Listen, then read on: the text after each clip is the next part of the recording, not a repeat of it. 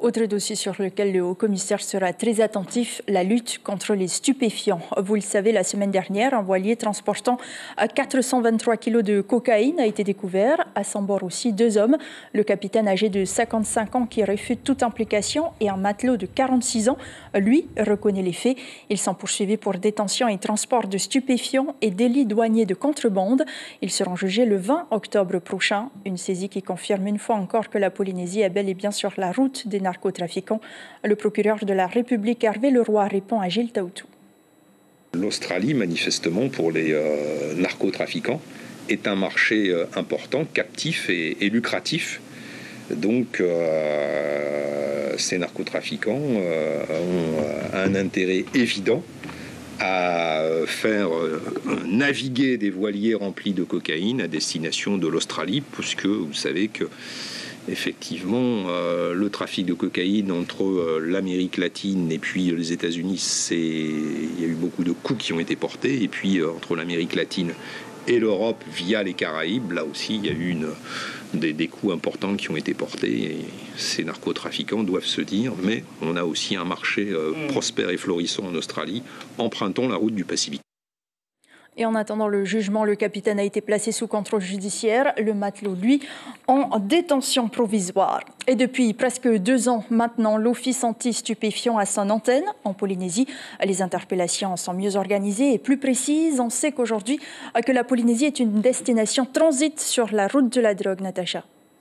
Bonsoir. Il faut savoir effectivement que depuis 2016, 7 voiliers ont été interceptés en Polynésie française, à Tahiti, aux Marquises et au Tuamotu, où l'on avait récupéré 237 kilos de cocaïne à bord d'un voilier qui était en flammes, souvenez-vous, sur le récif de Faïté. C'était en avril 2017, une bonne année, si on peut dire, pour la saisie, et puisque 2 tonnes de cocaïne ont été saisies cette année-là. Alors la drogue est toujours acheminée depuis Panama jusqu'en Australie via la Polynésie française, où les skippers, les secondes mains, comme on les appelle, s'arrêtent pour s'approvisionner en nourriture, en carburant, pour faire des réparations aussi, parfois sur leur voilier après 1 mois de mer. Mais ils vont toujours jusqu'en Australie, c'est leur destination finale, et puisque là-bas, le marché de la drogue est florissant et le gramme de cocaïne se vend sur place à Sydney, 32 000 francs Pacifiques. Les méthodes de transport ne sont pas les mêmes pour l'ICE? Alors effectivement, c'est assez différent pour l'ICE, puisque la drogue provient des États-Unis. Elle est acheminée par voie aérienne dans les bagages de ceux que l'on appelle les mules. Les mules qui ont aussi des bagages dans les bateaux de croisière. Pas plus tard qu'en mars dernier, on a retrouvé 21 kilos d'ICE à bord d'un bateau de croisière à Rayatea. Elle est également acheminée, l'ICE, par voie maritime, par conteneur et aussi par fret aérien, puisqu'en 2019, 3 kilos d'ICE avaient été saisis dans une enveloppe transportée par avion.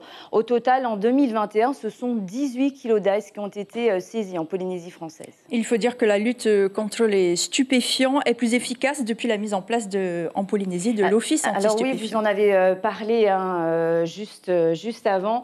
L'OFAST qui existe depuis maintenant près de 2 ans, qui est une collaboration totalement inédite entre police, gendarmerie, tribunal et douane. Cette collaboration, elle permet de travailler ensemble, d'échanger les informations, d'enquêter ensemble et d'organiser les interpellations. Alors évidemment, il y en a beaucoup qui passent à travers les mailles du filet, mais en tout cas, ceux qui sont interpellés risquent 10 ans de prison et 900 millions de francs pacifiques d'amende pour détention, transport et importation de stupéfiants. L'information en continu sur Polynésie la première, Internet et réseaux sociaux.